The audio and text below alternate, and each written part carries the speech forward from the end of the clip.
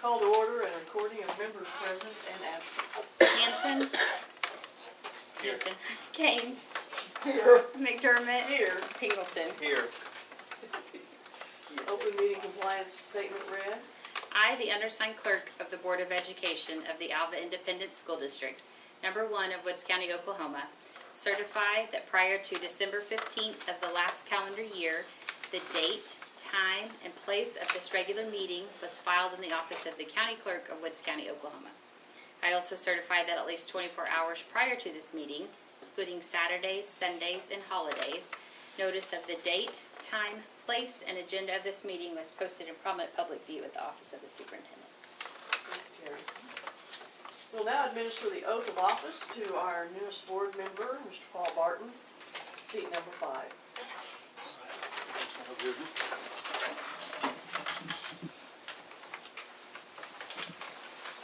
So if you'll come stand right over here, I'll ask you to raise your right hand, please. I state your name. I, Paul Barton, Do solemnly swear do solemnly swear that I will support, obey, and defend the Constitution of the United States that I will support, obey, and defend the Constitution of the United States and the Constitution of the State of Oklahoma, and the Constitution of the State of Oklahoma, and that I will not knowingly receive, directly or indirectly, any money or other valuable thing for the performance or non-performance of any act or duty pertaining to my office, other than the compensation allowed by law. I further swear that I will faithfully discharge my duties as a member of the Board of Education of Alva Independent School District number 001. of Alva Independent School District number 001. Congratulations. Thank you. Paul.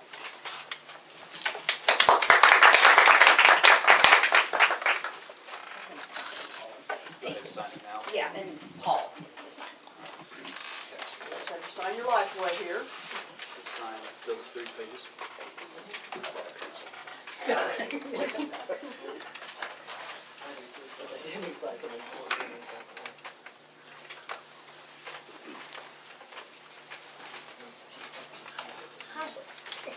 Have him try. Yeah, we'll do the rest later. Just sign your name on it. Oh, congratulations.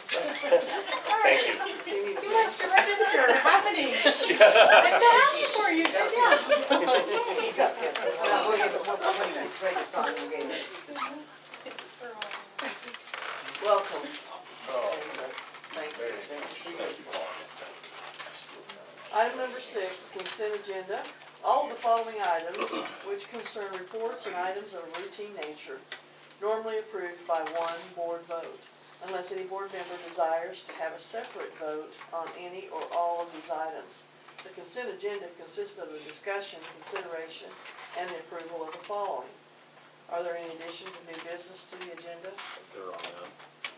6.2, the minutes of the November 6, 2023 regular meeting and the November 29, 2023 special meeting. Approval of the finance report. Approval of the extra duty assignment schedule. Approval of the activity fund report. Approval of the activity fund fundraisers. Approval of the activity fund inter-account transfers. Approval of the child nutrition report, and whether to declare the items as surplus.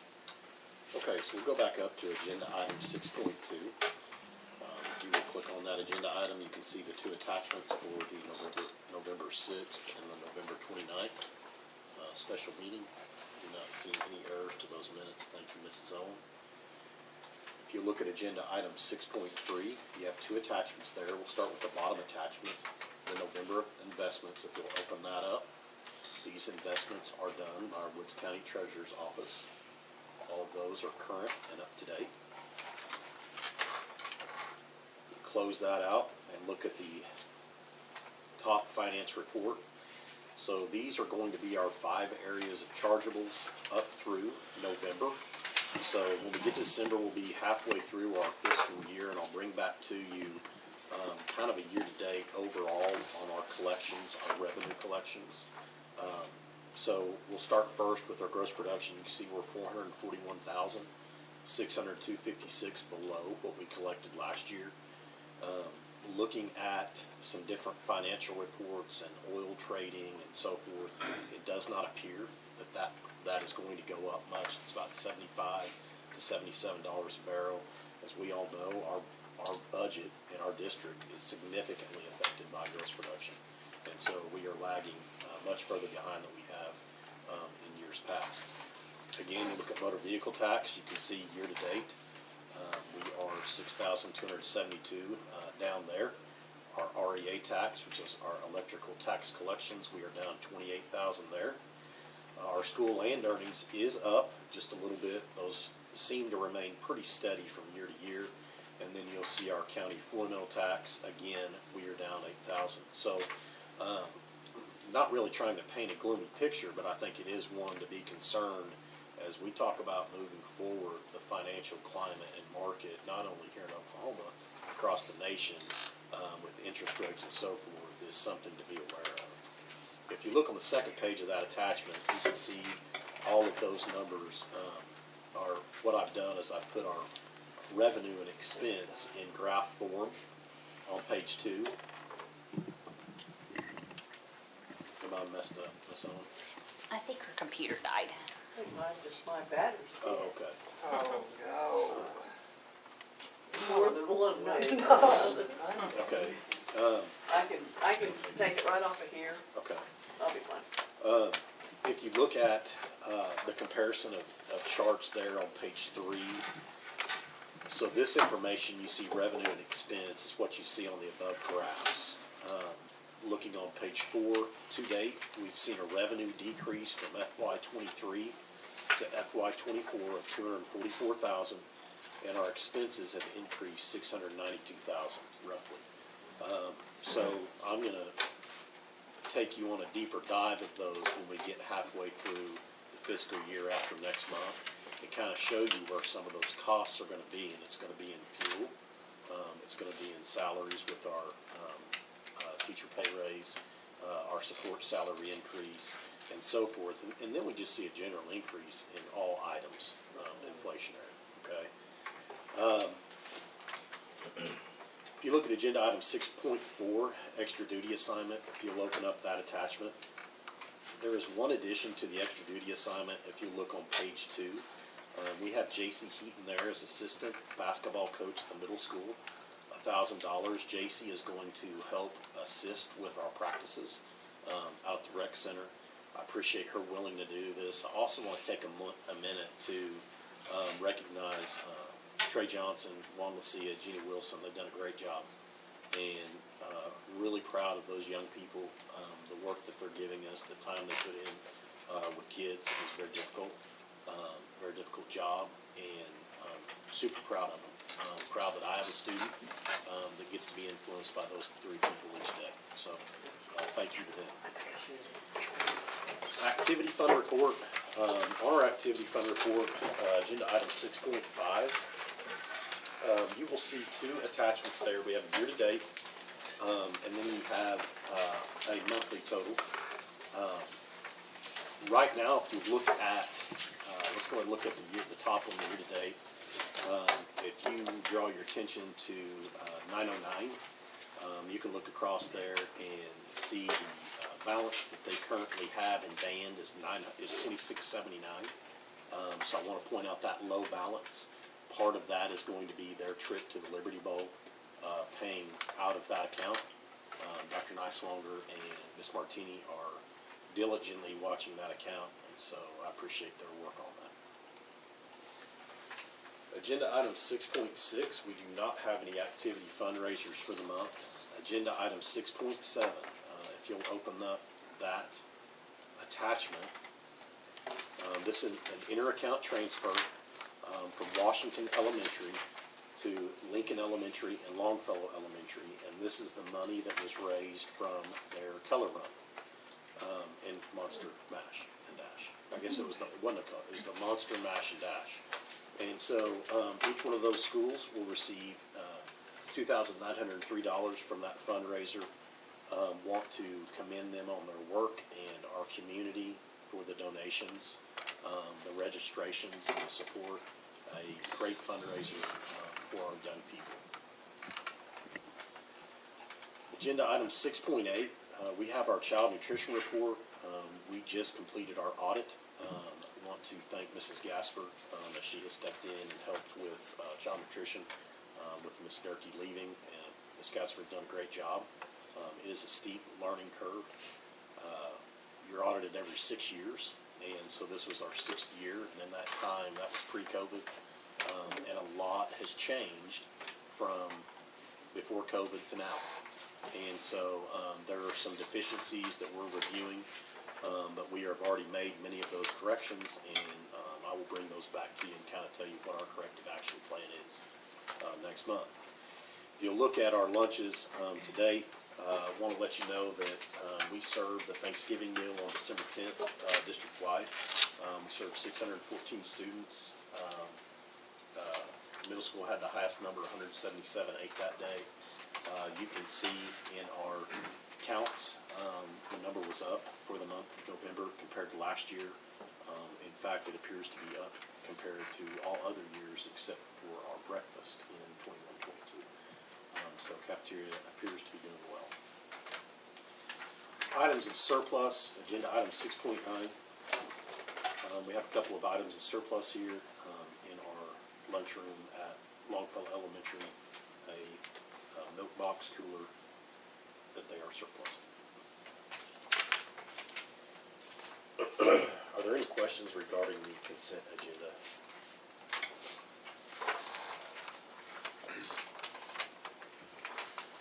Entertain a motion?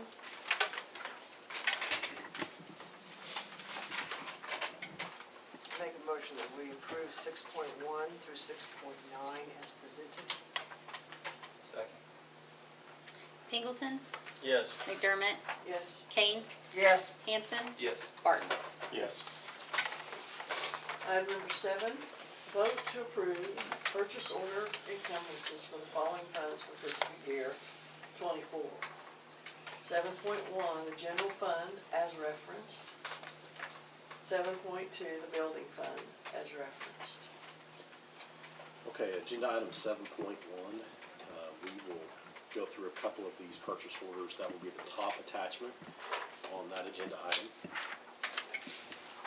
Purchase order number 365 with the School Board Association, $3,000 for the superintendent search, and that included some extra forms, which by all accounts have been well attended. Commend the board on the work they're doing there and the opportunity for the community to provide some feedback. Purchase order number 367, the United States Postal Service. We have to encumber more money for our postage. That is in the amount of $4,000. Purchase order number 369 and 370. Field supplies is purchase order number 369, some pitching mound stuff, cover that we needed to do there for the high school. And then 370 are uniforms for their rotation. That was $8,120. Purchase order number 379, $1,347. That is our IT help desk when there are IT tickets or IT repairs.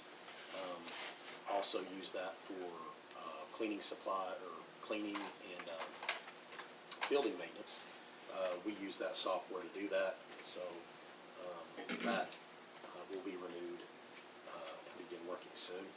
And then purchase order number 383, we have high school boys shooting shirts, $1,276, to make sure we were equal with our girls basketball shooting shirts. The second attachment you'll see there is our general fund payroll. These are employees that are substitutes, new employees, gate workers, concession workers, so forth. Agenda item 7.2, our building fund. We just have a couple of expenses out of our building fund this month. Top Choice Mechanical, $1,000. This is our boiler maintenance and setup when we switch that over for the year. Purchase order number 51, $8,113.34. This closes out all of our work and completes our punch list and everything with Triarch for the HVAC in the gymnasium and the cafeteria renovation. And then purchase order number 52, Bushman Heat and Air, $7,676. This was to replace a unit at Longfellow. We looked at repairing the unit. It was going to cost almost half of what it was to replace it. And so Mrs. Tucker went with replacing the unit. Are there any questions about agenda items 7.1 or 7.2? You feel like we were overall pleased with Triarch and finishing all that up? I mean, Sure. Yeah, I believe our HVAC renovation and cafeteria look really nice. Pleased with Triarch. Pleased with Kyler Construction. I think it's exciting as we had our banquet this fall, our alumni banquet in the old gym. Really created a great atmosphere. We'll see tomorrow night as we have a warm week, dialing in the air and what it needs to be at. But it will end up being a great thing for our students. We're already planning graduation and hosting graduation in the gym. So we won't have to limit tickets and do those kinds of things for families. So very pleased with Triarch. And very pleased with Kyler Construction and think those two areas, the cafeteria and the gym, are going to serve our community and our students well. Good, thank you. Okay, entertain a motion for item number 7. Make a motion to approve items 7.1 and 7.2 as presented. Second? Hanson, Yes. Barton, Yes. Kane, Yes. McDermott, Yes. Pingleton. Yes. Item number 8, superintendent's report. Okay, we'll start first. We have no resignations and no reassignments, but we have one retirement. And so Kay Gilchrist, our pre-K through 5th grade counselor, has submitted her retirement for the end of the school year. Kay has been a really critical part of our school district, and again, talked about Dixie Meyer, really thankful that she is allowing us an opportunity to go out and find a counselor, because those are, as we know, finding teachers and school employees is getting difficult in that market. So very thankful for her putting the district first, and wish her the best in retirement. Agenda item 8.2 is I'm going to turn this over to Mrs. Potter to kind of go through our special education monitoring. This report pertains to the last school year. Really want to commend Mrs. Potter. She has done an amazing job stepping into this role in July. She has taught me a lot, and I know she's learned a lot. It is very difficult to replace Miss Lovelace, but if there's someone that's able to do that, it's Miss Potter. And so very thankful for her. And so she will run through some of this for the board. Thank you.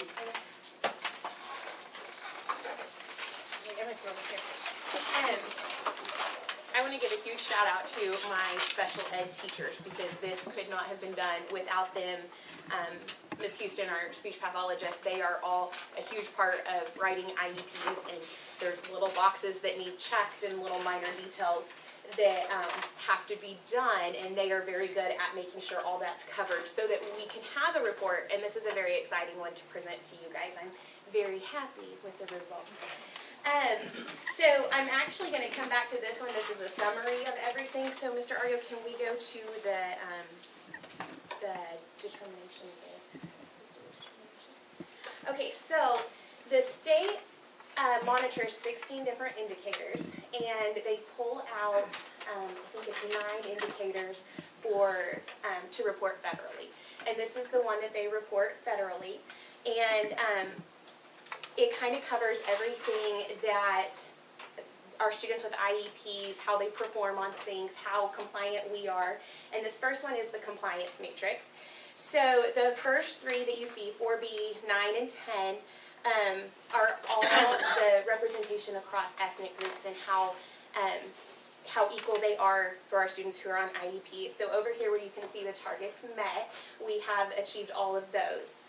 If you look at indicator 11, this is for initial evaluation. So every student that we evaluate initially, we have a timeline that we have to have that completed by, and we were able to meet that.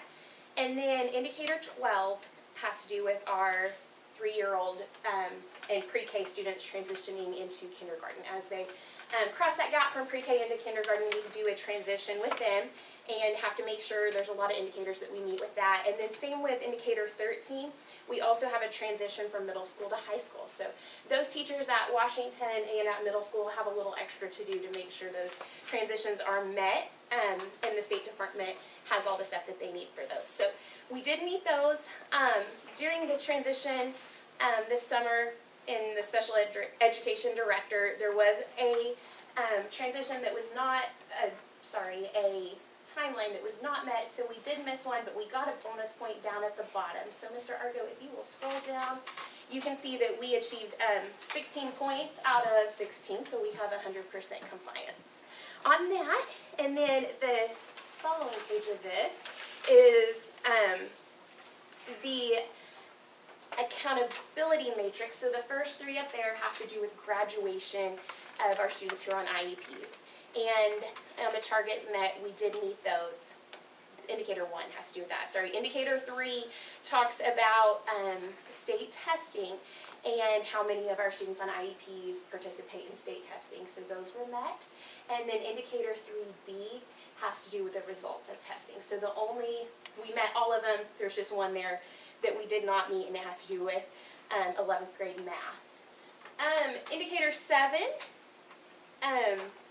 has to do again with those early childhood, 3-year-old and pre-K outcomes, and as they transition into kindergarten, how their scores fall. So we have met almost all of those, but if you go to the Oklahoma State testing, year-to-year proficiency growth, we get a bonus point there for the work that they have done there, and then we also got a bonus point for parent survey responses. So as you can see, we have 14 out of 14 for 100%.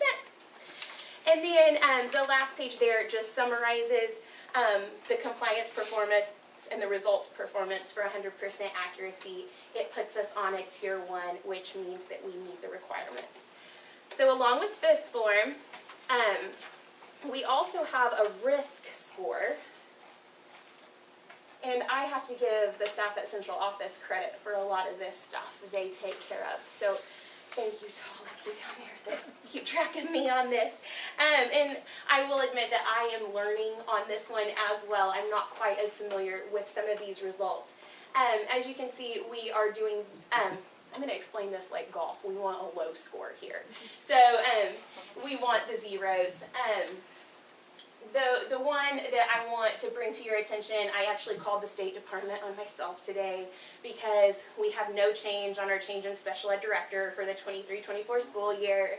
And although I don't want to give us more points, I want to make sure we're doing things correctly. So I did talk to someone there, and we will get 3 points on that. But we also get bonus points here. And it gives us a total risk score will actually be a 5 once they go in and make that change, which if you scroll down is still considered a very low risk, which is the best that it can be. So we're still good, even with that. So if you go back to that summary, Mr. Argo, the determinations here, we meet the requirements, our risk category is very low, so that gives us a total differentiated monitoring result of level 1 support, which is the best that it can be from the State Department, so I'm very excited and proud to present that. Good job. Any questions? Might also mention, Ms. Carter, we've got some really great special ed teachers, and want to especially recognize Brandy Peace, Kayla Gilchrist. When we lost Miss Mealy for some health reasons earlier in the year, we needed someone to pick up and work on some of those IEPs. And so very thankful for those two. They've gone above and beyond to help write those IEPs. And so appreciate Ms. Potter and them for doing that and helping along with LOL. So And thank you for bringing that up. They have been huge. They've been huge. Yes. okay. Okay, strategic plan, I'm gonna have Ms. Martini present on our curriculum instruction, but before we do that, I just wanna run through really kind of quickly, report cards, and you've probably seen, I think it was around the middle of November, November 15, state report cards were released. And so we're still kind of diving into what they mean and the data and what we can do and use that information to help us improve and grow. But I kind of want to give you just an overview of the state report card, and then as we move into later months, we'll kind of dive into the data and look at exactly what some of the terminology means, so that you have some information that you can share with the public also. So first of all, report cards, oklahomaschools.com. If you go to that, and this is what it looks like, you can search any report card in the state for any school district and any site, okay? And so we also have this linked currently on our website for folks to go and look at. So why report cards? So why do they do the state report card? And some of these things, the state really put out a pretty good PowerPoint and webinar to kind of explain why these state report cards are necessary, why we do them, because you'll hear a lot of people say, why does this matter? Well, it's a federal law that there is accountability, and it's the Every Student Succeeds Act. Okay, that's the reason for it. It is the predominant federal education law that's in effect right now. When our state wrote the accountability system, there was about 90 some odd stakeholders in Oklahoma that wrote the report card for us. It's written by Oklahomans for Oklahomans, okay? This isn't a federal report card. This was written by us here in our state for accountability. And each one of those bullet points there, academic achievement, secondary academic measure for elementary and middle school students. They chose growth. We want to see kids grow. Graduation rate, English language proficiency, chronic absenteeism. So our stakeholders in our state designed this and came up with those indicators as to this is how we want to measure our schools. Okay, the Oklahoma School Report Card had to have meaningful differentiation between schools. So what does that mean? So every school can get they call it targeted assistance. Okay, if your report card isn't meeting the standard or you're not meeting the indicators, you can be a targeted assistance school. There's 3 different levels of that. You have comprehensive support and intervention, you have targeted support and intervention, and then if you're still not making improvement, you have additional targeted support and intervention. And those rotate every 3 years. The state looks at your measures, it looks how you're doing in your report card, and then they can give you those designations. Oklahoma law further requires that you have letter grades. And you can see the A, B, C, D, and F. That tells you what they mean. And I don't know that anybody ever showed me this, and maybe I wasn't paying attention, but it tells you what those letter grades mean, okay? The definitions. I'm not going to read through these, give you just kind of a brief overview of definitions. These have to do with the indicators, how they came up with the letter grades. So you have academic achievement. Well, they're going to look at, when we do state testing in the spring, they're going to look at math, science, and reading. And we do that at 3rd grade, 5th grade, 8th, and 11th. Correct? Did I miss something? Okay. So those are our academic achievements, and they take the state assessments, and those are scored, and that's where you see those performance levels come in. Basic, above basic, that's when you see those, that's when you see that terminology. Then we have academic growth. So academic growth can only be shown if you only give 3rd grade test in 4th grade. And academic growth can only be shown then from 5th to 8th, and so on. So academic growth, they wanted to see students reach certain targets. ELP progress, English language learners, are they growing in our school district? Are those students that English is not their first language, are they growing academically in our district? Then we have graduation Graduation is a little trickier than what it seems here because there are different cohorts. There's 4, 5, and 6 years, okay? Chronic absenteeism, you're getting a score for students that are at school. Doesn't matter, absent, excused, doesn't matter, are you there? That's all that's counted, okay? And then post-secondary opportunities. Are we providing our students concurrent enrollment? Avenues to learn at our career techs? Any kind of internships? Are we giving students the opportunity for those? So there were no updates to the report card this year. Last year, they had made some adjustments to that. Okay, they had reweighted English language learners. They had changed some of the targets and some of the performance levels. They'd also changed some small school indicators. So sometimes you'll see NA for us, or it'll be blank for English language learners. It's because we didn't have enough to have a score. It was less than 25. Okay, so go through these with you, and again, you have access through Assemble to look at this, and we'll be looking at this in the coming months. This is just kind of a snapshot from 17-18 to now of our school report card. You notice we've got 2 years missing. Those were our COVID years when there was no state assessment, and schools received a federal waiver to not have to give those tests. And so you see our overall score at the high school is a B for the entire, all of these indicators. Academic achievement, C. ELPA progress is A. Chronic absenteeism is C. Graduation, B. Post-secondary opportunities, A. And so a lot of reason to celebrate. You can see the growth there. You look 4 years ago, we were at an F and we're at a B with graduation. Our post-secondary opportunities, just kind of speaking anecdotally with families and parents, we're sending students to our colleges and universities with more concurrent enrollment opportunities than we've ever had before, which I think is really exciting. And then our partnership with Northwest Tech.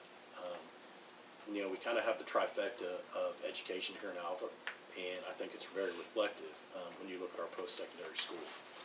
Chronic absenteeism, I want to point that out. That is one of the biggest challenges that we have right now, is being at school. And it can be a real issue.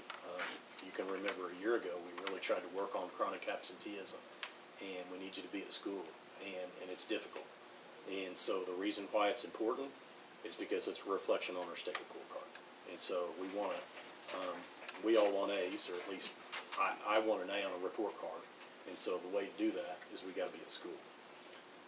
If you look at Alva Middle School, you can see the overall there is C. Academic achievement C, academic growth C, an A in our English language learners, and then again we have a C in chronic absenteeism. Lincoln Elementary, C overall, B academic achievement, B growth.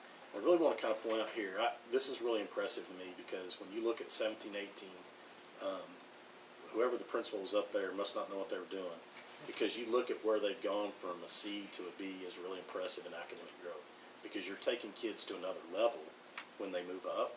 So not only they're having to learn new information, but then also meet that standard. And so very impressive job there. Chronic absenteeism also coming out of COVID, they're at a B, which is really, really good. Longfellow Elementary and Washington do not have the same amount of criteria or indicators. They only have at Longfellow academic achievement. There's no 2 years to test, and so they have a B for academic achievement and a B for chronic absenteeism. And then Washington Elementary just has chronic absenteeism because there's no state assessment at that level, and so they're at a C. So what's next? So next month we'll look more closely at those indicators, and kind of I'll be able to give you an idea of what those mean. And then we'll start looking at, okay, what are we doing in our buildings to move the needle? What are we doing to change what our report cards are? Now, the caveat to that is you get your report card in November, right? And so in any organization, when you try to turn the ship, you have to turn it in a real wide arc, as we've all found. And so it'll be difficult to really move it this year, but we know common practices are common practices, right? I mean, in education, we know what works. And so we continue to use some of those professional development opportunities to improve those state report cards. So any questions for me?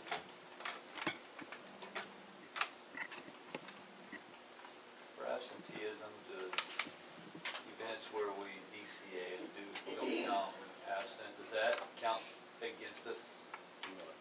We have a policy in place that the activities that we are working towards for like regionals or the qualifying event, those don't count against us. There are a few other events that don't count against us, but then things like homecoming parade, that counts within our 10 days.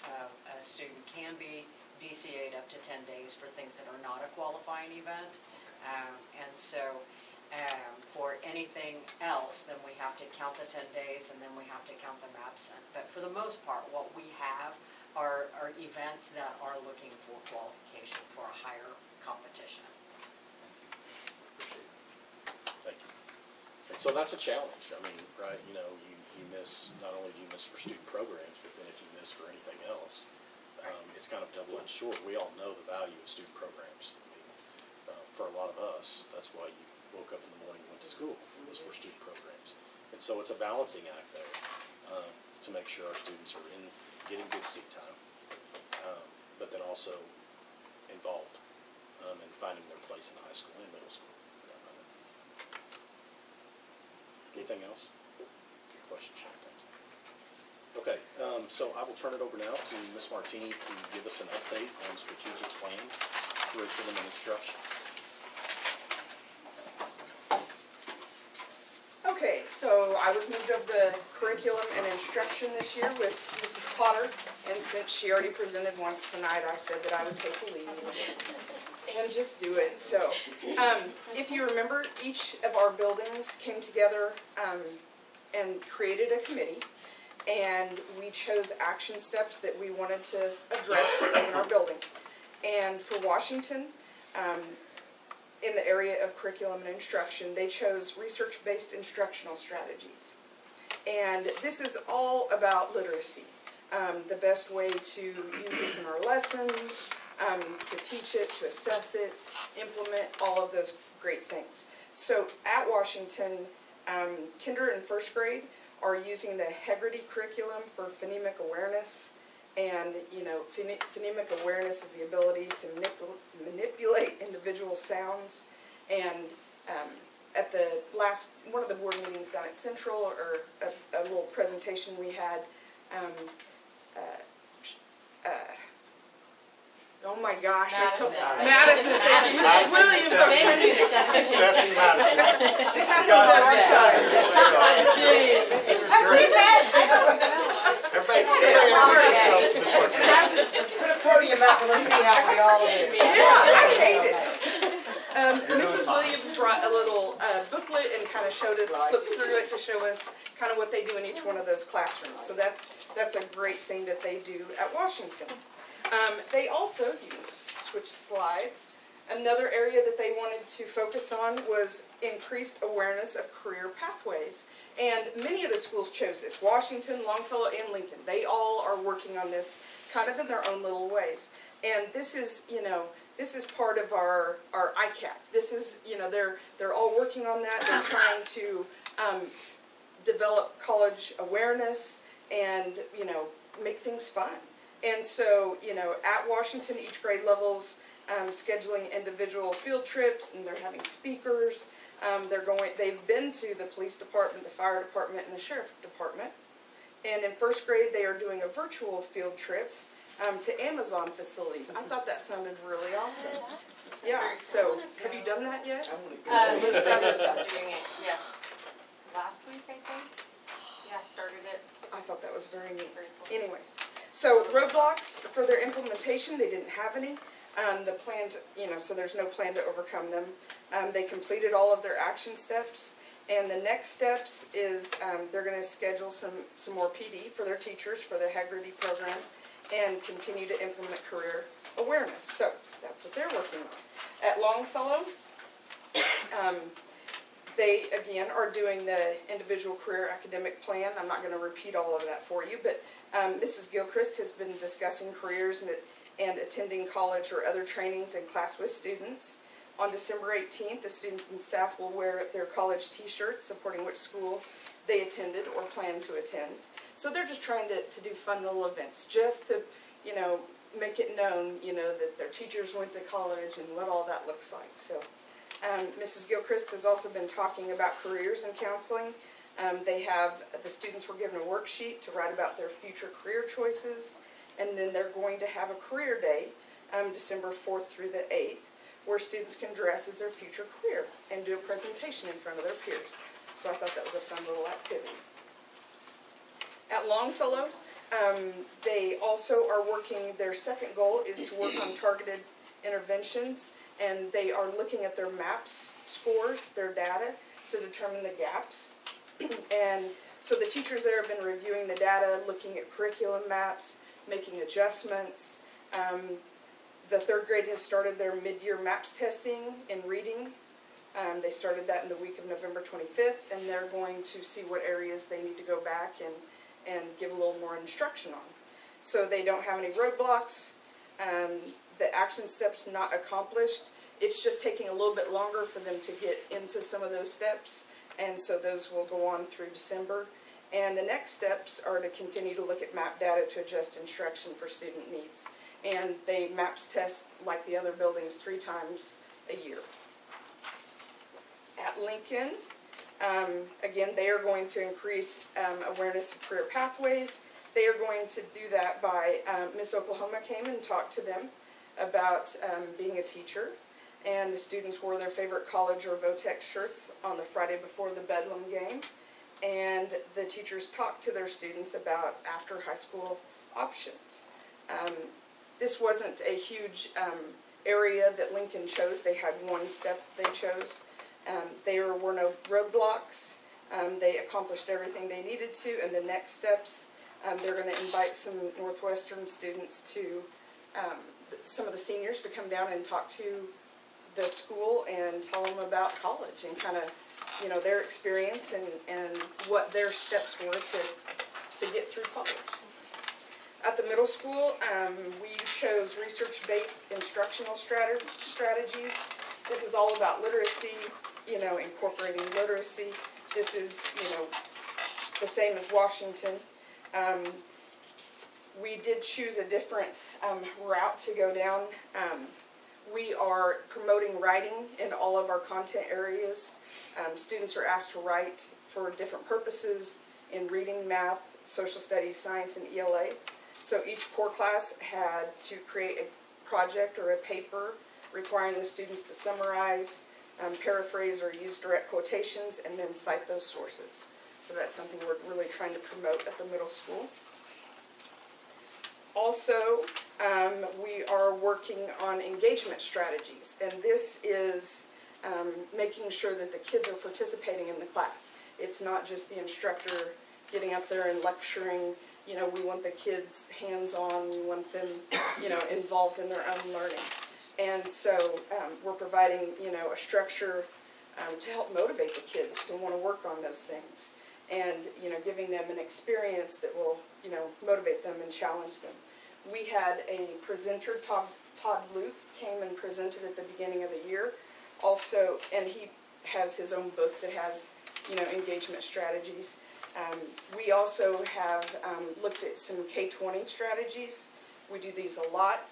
I encourage my teachers to come and present these strategies at my faculty meetings.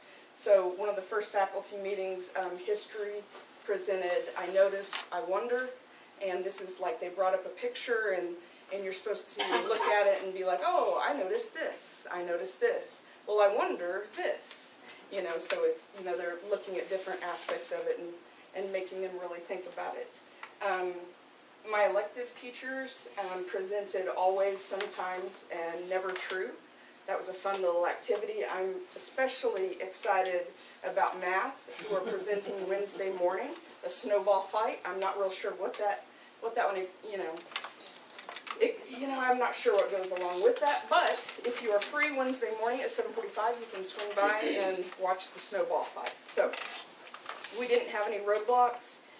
We completed all of our steps, And we will continue to work on the writing across subjects for all of the core content. And I challenged each area to come up with whatever K-20 strategy they wanted to share.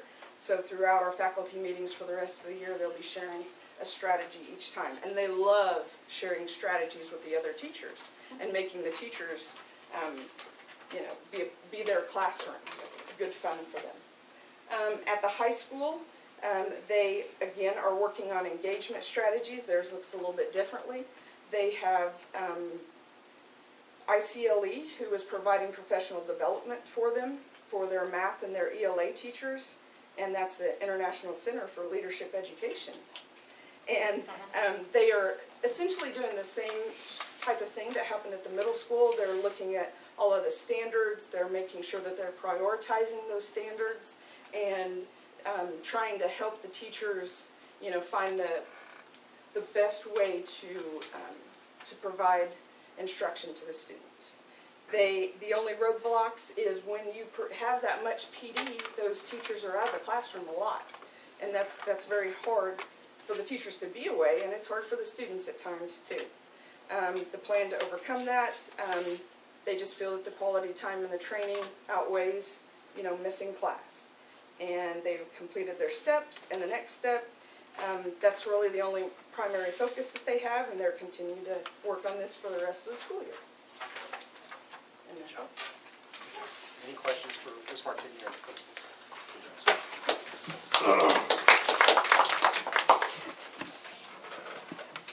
Okay, next, agenda item 8.4, part of our accreditation each year is to present our annual dropout and remediation report.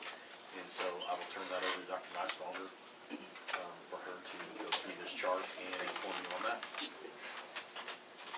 So the chart here is the number of students who are freshmen in college that had to take remediation or remedial classes at the college level. And you notice that the years here are 18-19 through 21-22. This is a report that they gather data, and it is a couple of years behind when they do report that data out. So the data that we are held accountable for this current year is the school year of 21-22.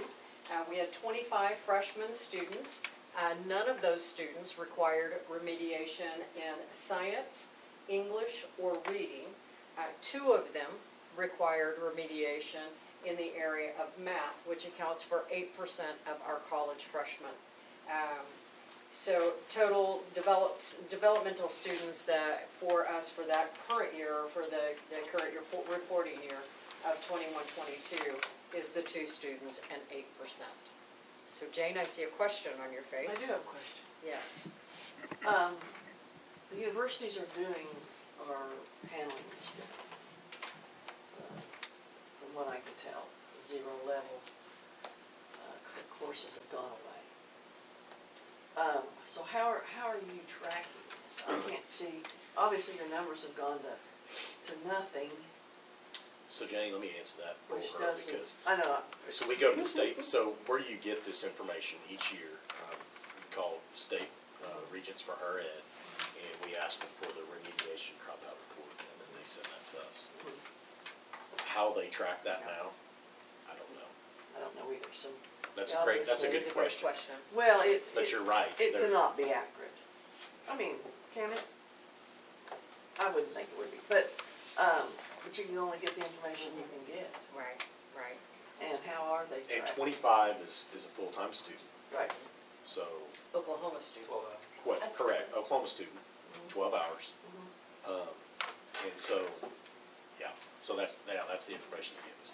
Yes. Yeah, okay. Okay. And out of it, probably graduated 21-22. Guesstimate, 80? 70 Okay, so 70, so 25 went on to college? In Oklahoma. Okay, how many went out of state? Wouldn't know, couldn't tell you. And again, I will tell you that we're blessed in this community to have lots of educational opportunities. And when you talk about all of your activities, which are fabulous, in my mind, when you say college, you're speaking of higher ed. And I know in other states, and I've been corrected in many national meetings, when they say college, it means anything that happens post-secondary. Career tech, trade school, cosmetology, standalone welding. So I guess my concern is for our community, let's make sure that we're all understanding what the terminology is for all of that. Because if you had 25, and if you said out of, 80 kids, 75 kids, 40 go on to higher ed, which is college in my eyes, again, what are we doing for those others? And are we making sure that they know what avenues are available if they so choose to pursue that avenue? With the Oklahoma State Regents for Higher Education also monitor the tech schools. Okay. So these numbers sure do. These numbers will not include that. Right, and I guess that's, we Because just need to they're be not- socially aware of that Yeah. as we make options available to our kids. It's And you have- very and interesting. Please keep in mind, this is 21, 22. Sure. Okay, This but is- 23 senior class was even smaller, less than 50. It was about 47. Okay, so you know that number's going to be less than 25, I would think. And but to think between 19 and 21, we had half as many going to college, 48 to 25. Full-time college students. I know, but was our classes smaller? Probably, that's probably the answer to that. And did COVID affect that? Which we know that did. I mean, we can answer our own questions, but that's a very interesting report. It is. And it just seemed like 21, 22 is, they quit accurately gathering the information you need for this report, correct? That's what I would say. Yeah, just an observation, not necessarily a question, but what is the role of concurrent enrollment in these courses as well? Because we're taking a lot of these classes before The exit high school. they are even considered full-time freshmen in college, so it's an interesting report that. We didn't know, so this is one of those deals that we send this agenda item to the state to show that we have communicated this to the board. And so it's kind of interesting because when we first reported on this, my big thing was, well, this is 2 years behind. How can we take any kind of actionable steps from this? But But we I have. just want to report it. So Drop drop out. Dropout. The dropout number, it actually looks at our prior year. So where this report is 2 years behind, the dropout report that we send to the State Department is our prior year 22, 23. We do have one student that we have to consider a dropout. This person moved, and we never received a records request. So when we mark them in our student information system, we have to mark them as no longer attending, not known to be continuing, because we do not know where they went from leaving us. And so for this year, our dropout report will be with one student, simply because we do not know where they went after they left us. I have a question. If Yes. a student were to leave and join a virtual school, does the virtual school request records from us so Yes. they know where they are and where they go? So, I will throw out, not always. I have 2 students right now that I've still, and they left at the beginning of the school year, and I have not received records requests. And I've called a virtual school several times, and I have never received a call back. I was just curious. I would hope to think they would so they could properly place the student. Okay, thank you. We have You're had not lots asked to of, track that, are you? They start in their cohort in the 8th grade, right? Okay. we have had lots of requests lately from virtual schools of students that left us prior to the beginning of the school year, that never attended and went to the virtual school in August, and now in They're just now December. asking for their records. Yes, that is correct. They're telling us 4 out of every 10 students in our university setting or college setting from high schools is college ready. So that seems to be concern on the other side of the fence, that, again, they aren't prepared. What does college ready mean? Well, college success, they see, of course, a lot of things affect that. term academically sound, or there's some terms for it. But they track them all the way. Doesn't necessarily mean how many of them. We all know that very bright children sometimes don't do well their freshman year of college. But its ACT scores are showing that they're not college ready. So that's what that would kind of alarm me there. Yeah. Is how much of a drop off that last total developmental students went. Right. But like I said, you can only report what numbers you get, so I understand it. Yes, and there's a lot of data points missing Yeah, I to get help it. us tell the story. Yeah. Yes. Thank you. Thank you, both of you, it's very, very informative, thank you. That's all I have. Thank you. Item number 9, item of current business, 9.1, discussion with possible board action, move to include the following board policies as presented. Well, thank Mr. Hanson and Mrs. Kane. We met to go through all of these policies together. Also want to thank Ms. Brock and Ms. Holmgren. So you'll see EFA, EFA R1, EFAP, EFA E1, and EFA E2 are all library media policies. And although we've got policy on file, these are updated policies that provide a clear protocol for reconsideration of material and for review of material. And so recommend adoption of those. If you will then look at, it will be on page 13. If you look at FE, that is our required quarterly adoption of our student transfer policy. On the page 14, you will see our numbers there, our capacity. Those numbers haven't changed. We kept those capacity numbers the same from the beginning of the school year, and we'll keep those the same through the end of the school year. To kind of inform you all, when we have someone that asks to enroll, they can go to our website and they can go to enrollment. And when you go to enrollment on our website, you can see student transfers. This gives all the information on student transfers, and also the most important thing, it gives our capacity. And this is updated quarterly, so I'll go in tomorrow and update this, and it tells how many open seats that we have. Okay.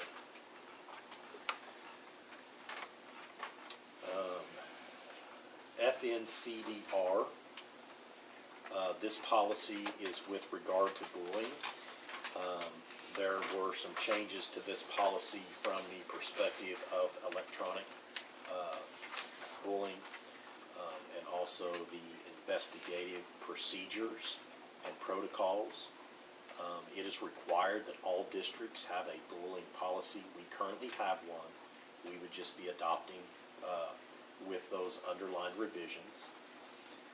Then we have DPB. This is our substitute teacher policy. It's currently on file, but what has been changed is the amount of days that a certified and non-certified can substitute teach. And you can see those 135 to 145.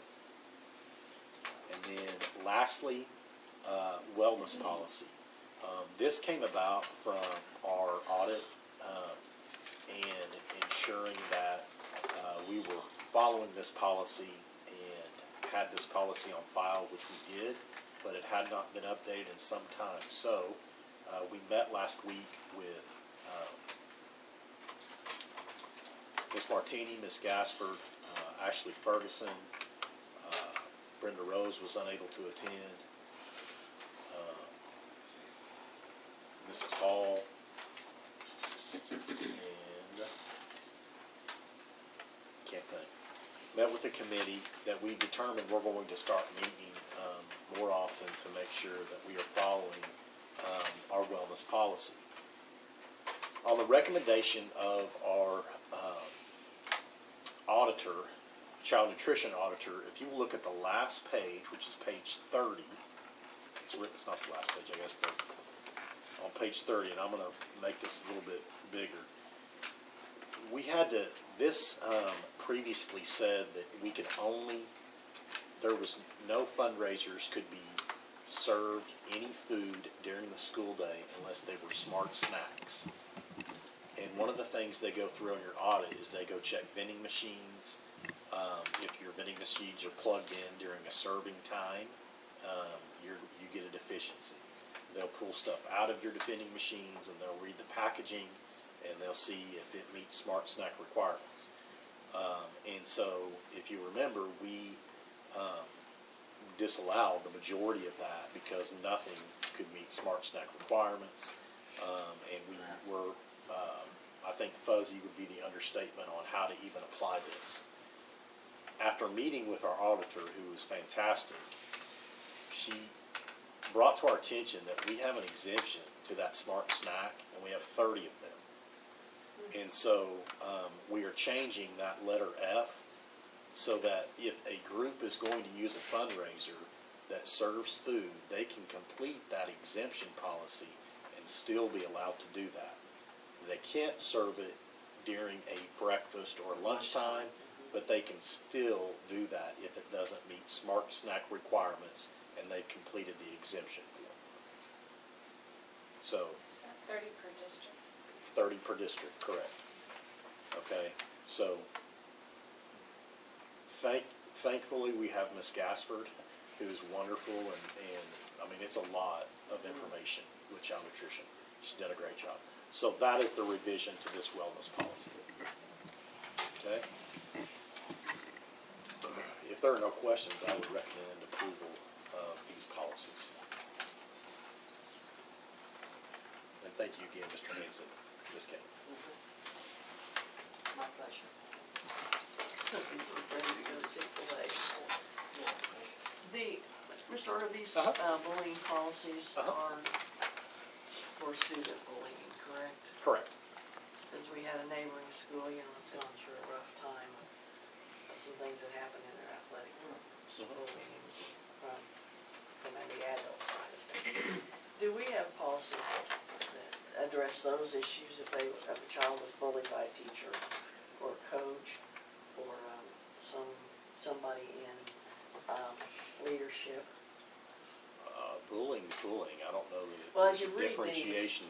Okay, I read them over a little bit. I didn't read them close enough to tell.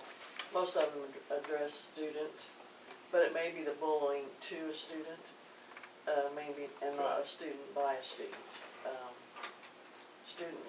And I think the main thing here is, how the reporting goes from, I was reading some more about that, because someone sent me something today, just absolutely today, about how our neighboring school will be assessed in that lawsuit. The first $1 million will be paid out of general fund.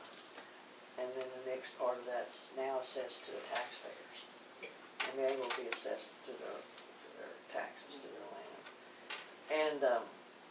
And so I was just wondering. So one of the things that we did right before, would have been before Thanksgiving, we had our staff come in and we did a training on child abuse and child abuse reporting. And so when it comes to an adult and that behavior, that is going to probably move more towards child abuse than bullying. Okay. We also have a hazing policy that's on file. But the other kind of directive, I guess, that I send out on numerous occasions is we don't allow any student to be unsupervised in a classroom, a gym, a locker room. That's unacceptable. And so we know that there will be instances where a teacher might need to, step out of the classroom, and that's okay, but extended periods of time, students can't be left anywhere unattended. Indoor facility, weight room, all of those things leave the district open to liability. So many times people don't understand, well, why can't I go do this, or why can't I go do that? Because all it takes is one time, and you'll see an increase in your taxes for that next couple of years. So to answer your question, I guess, if that's between an adult and a child, that's going to stem more towards child abuse. And the reporting procedure for that is everyone is a required reporter that works for the school district. And that is a responsibility that everyone has. Because the school board in this situation has also been named simply because they had information about it and didn't act on it. So, You're required reporters. right. If you are told information, you can't just tell, and it's child abuse. Reporting to the superintendent does not release you of your responsibility as a civil servant. I wouldn't have thought that. Honestly, I would have thought I would have reported it to the officials and went on, but I would like to think, as unfortunate as the situation is, that we all learn from it. And we're going Very aware. to continue, I encourage them in the coming years to continue to have that reporting, professional development, because I think it's important everybody understands that's a responsibility. You just can't go tell somebody and then it's okay. It's your responsibility to make that phone call, and we have a form and documentation that must be kept on file. thank you for this, kind of running that for my. Okay, then we will vote on item number 9.1. Policies. Make a motion that we approve the following board policies as presented, so I don't have to bore everyone with the initials again, as well as the wellness policy. That's my motion. Second. Pingleton, Yes. Barton, Yes. McDermott, Yes. Kane, Yes. Hanson. Yes. Item number 9.2, discussion with possible board action, vote to approve the 2024 interlocal agreement with Circuit Engineering District number 8. This is a routine agenda item that we approve each year. Circuit Engineering can do some work for us free of charge. They've come and looked at our parking lots before. Do we have them laid out correctly, if we're going to restripe them and so forth. And so I would recommend approval of this interlocal agreement with Circuit Engineering. Entertain a motion? Make a motion to approve agenda item 9.2. Okay. Second? I second that motion. Hanson, Yes. Kane, Yes. McDermott, Yes. Pingleton, Yes. Barton. Yes. Okay. Like to say any new business? No. Signing of the documents approved by earlier action. Do I have a motion to adjourn? I'll make a motion to adjourn. Second. Pingleton, Yes. Barton, Yes. McDermott, Yes. Kane, Yes. Hanson.